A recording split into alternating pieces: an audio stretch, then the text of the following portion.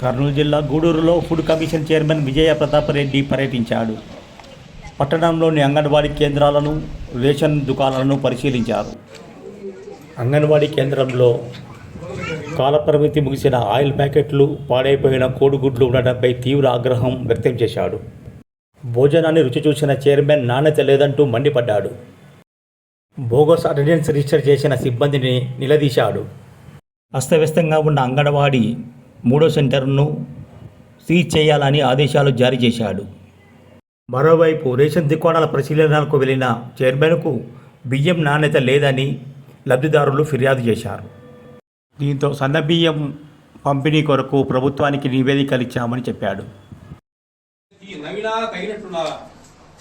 ఈరోజే స్కూల్కి పోయిండ్రు, నిన్న పోలే, మొన్న పోలే.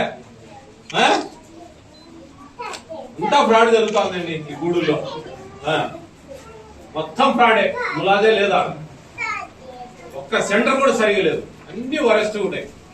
ఇష్టానుసారంగా అటెండెన్స్ చేసుకుంటా ఉన్నారు. చూడండి, ఇది చిన్న పిల్లోని, 2వ తరగతి పిల్లోని చెప్పినా చెప్తాడు మీ కథ.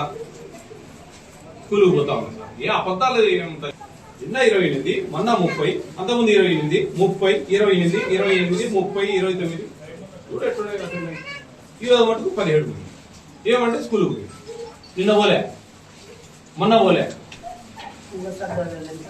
తప్పు మాది, అర్థం చేసుకోండి మీరు. ఈ విధంగా చేయడం వల్ల మనమేమి లక్షల కోట్లు సంపాది.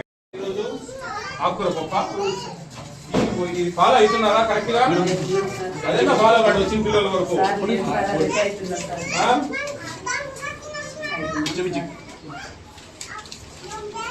అన్న మీకు బాగా ముద్ద అయింది, ఉప్పు కూడా ఎక్కువ వేసారమ్మా. అట్లయితే చాలా నాకే కష్టం ఉంది. పిల్లలు బియ్యం ఈ నెల బాగాలేవా, ప్రతి నెల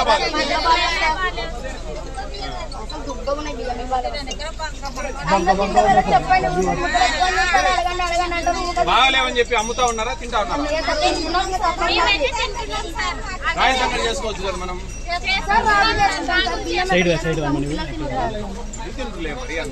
₹45 పెట్టుకుంటా ఉన్నారు బియ్యం. ప్రభుత్వం రైతుల కాడి నుంచి ₹40 పెట్టుకుంటాం. మీ అభ్యర్థులు అన్ని తీసుకెళ్తామమ్మా, సన్న బియ్యం ఇచ్చేదానికి ప్రయత్నం చేస్తాం. తెలంగాణలో ఇస్తా ఉన్నారు, మన ఆంధ్రాలో కూడా సన్న బియ్యం ఇవ్వమని చెప్పి మేము రికమెండ్ చేస్తా ఉన్నాం. వీళ్ళు నేను